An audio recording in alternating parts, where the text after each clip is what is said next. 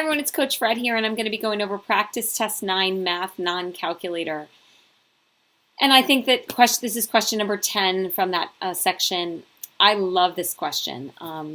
It really goes to the fact, do you really understand the way they're testing you on this test? So it gives us an expression equaling an expression. One in factored form, one in standard form. And it says the equation above is true for all x, where a and b are constants. Again, that just means a and b are numbers. What is the value of a times b?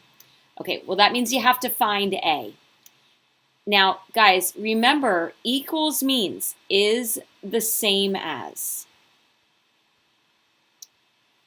So the expression on the right doesn't have a and b in it. So I'm going to need its help. I'm going to need its help to find a and b. So I'm going to have to use this one and try and get it to look like this one. How do we do that? Well, it's two polynomials. I'm going to multiply them. Now, if you wanted to, you could use an area model to make it nice and easy for yourself. And let's see what happens. We have ax and 3, and we have 5x squared. We have minus bx, and we have 4.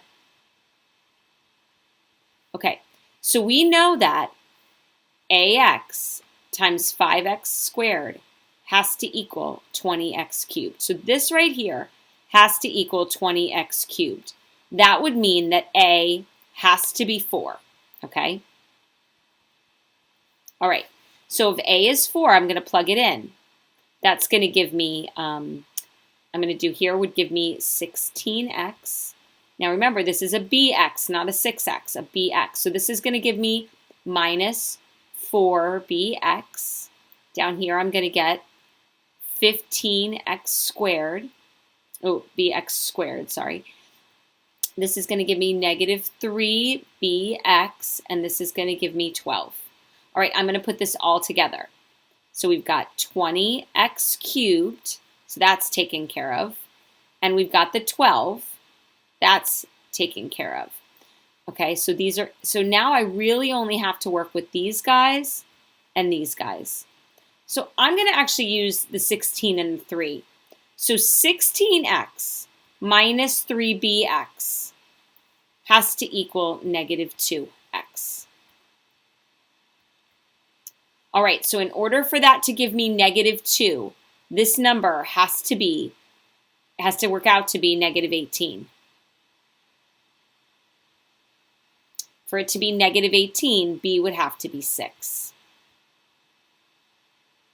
So if a is 4 and b is 6, then a times b would be 24. Take a step back. Look at that. If I wrote this whole thing out, I think it would have been a little bit confusing, but I'm going to do it as well so you see it.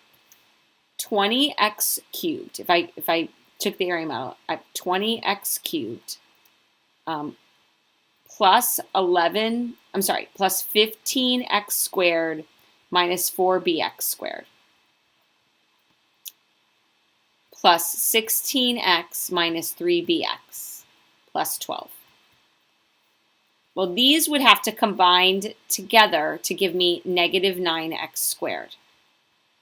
And these would have to combine together, because these are the x terms, to give me negative 2x. And there's the 12, and there's the 20x cubed. Do you see that? All right, so to get a negative 9 from this side, again, it would need to be negative 24, so b would have to be 6.